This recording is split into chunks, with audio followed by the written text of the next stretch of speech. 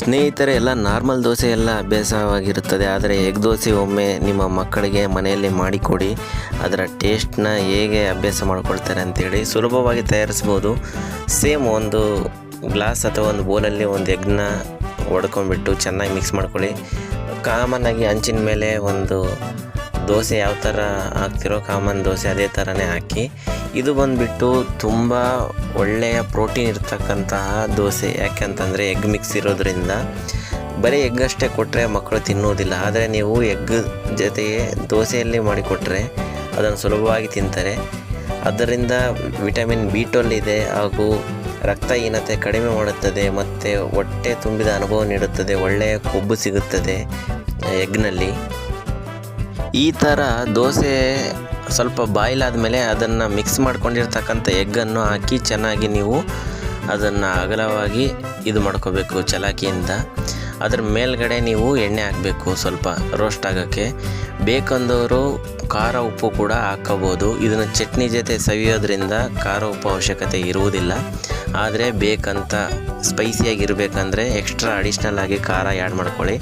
ನಾವು ಇದು ಮನೆಯಲ್ಲೇ ಮಾಡ್ತಾ ಇರೋದು ನನ್ನ ಮಗಳಿಗೆ, ಆದ್ದರಿಂದ ಖಾರ ಉಪ್ಪು ಹಾಕೋಕ್ಕೆ ಹೋಗಿಲ್ಲ. ಜಸ್ಟ್ ಎಣ್ಣೆ ಅಷ್ಟೇ ಹಾಕಿ ಸ್ವಲ್ಪ ಲೋ ಫ್ಲೇಮಲ್ಲಿ ಚೆನ್ನಾಗಿ ಬೇಯಬೇಕು. ಮೊದಲಿಗೆ ಎಣ್ಣೆ ಚೆನ್ನಾಗಿ ಹಾಕಿರ್ಬೇಕು ದೋಸೆ ಹಿಟ್ಟಕ್ಕಿಂತ ಮುಂಚೆ. ನಂತರ ದೋಸೆ ಹಿಟ್ಟು ಹಾಕಿದ ಮೇಲೆ ಅದ್ರ ಮೇಲೆ ಎಗ್ ಹಾಕಿದ ಮೇಲೆ ಅದ್ರ ಮೇಲೆ ಇನ್ನೊಮ್ಮೆ ಎಣ್ಣೆಯನ್ನು ಹಾಕಬೇಕು.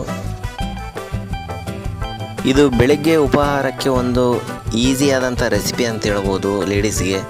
ಎಗ್ ದೋಸೆ ನೀವು ನಿಮ್ಮ ಮನೆಯವರಿಗೆ ಮಕ್ಕಳಿಗೆ 2 ಮಾಡಿಕೊಡಿ. ಮಧ್ಯಾಹ್ನ 2 ಗಂಟೆ ಆದ್ರೂ ನಿಮಗೆ ಊಟ ಕೇಳೋದಿಲ್ಲ, ಅಷ್ಟು ಪ್ರೋಟೀನ್ ಇರುತ್ತದೆ. ಪ್ರೋಟೀನ್ ಅತಿ ಹೆಚ್ಚು ಇರ್ತಕ್ಕಂಥದ್ದು ಎಗ್ನಲ್ಲಿ. ಬರೀ ಎಗ್ ತಿನ್ನೋಕ್ಕೆ ಸಮಸ್ಯೆ ಆಗ್ತಾ ಇರುತ್ತೆ. ಈ ಥರ ನೀವು ದೋಸೆಯಲ್ಲಿ ಎಗ್ ಮಾಡಿ ಕೊಡಿ, ತಪ್ಪದೆ ತಿಂತಾರೆ.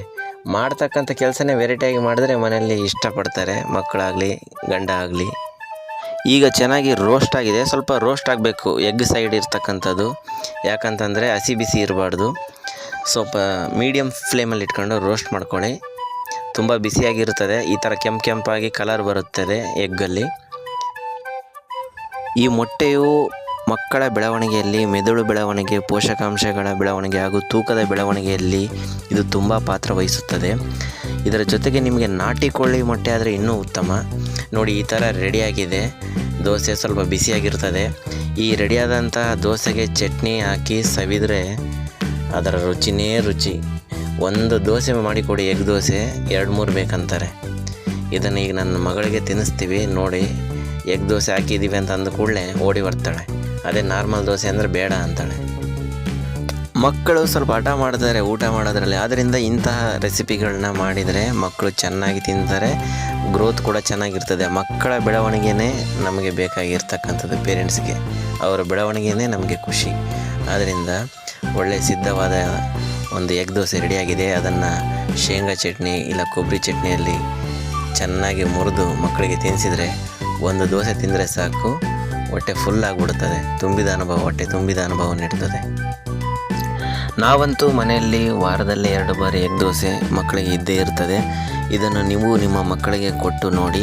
ಸುಲಭವಾದಂತಹ ರೆಸಿಪಿ. ಇಷ್ಟವಾದಲ್ಲಿ ಲೈಕ್ ಮಾಡಿ, ಕಾಮೆಂಟ್ ಮಾಡಿ, ಇತರರಿಗೂ ಶೇರ್ ಮಾಡಿ. ನಮ್ಮ ಚಾನಲ್ನ ಸಬ್ಸ್ಕ್ರೈಬ್ ಮಾಡಿ. ಜೊತೆಗೆ ಪಕ್ಕದಲ್ಲಿರೋ ಬೆಲ್ ಐಕನನ್ನು ಕ್ಲಿಕ್ ಮಾಡಿ. ನಾವು ಹಾಕ್ತಕ್ಕಂಥ ವಿಡಿಯೋ ನಿಮಗೆ ನೋಟಿಫಿಕೇಷನ್ ಮುಖಾಂತರ ಬರ್ತದೆ. ನೀವು ಯಾವಾಗ ಬೇಕಾದರೂ ನೋಡ್ಬೋದು. ಒಳ್ಳೆಯದಾಗಲಿ ಸ್ನೇಹಿತರೆ. Thanks for watching.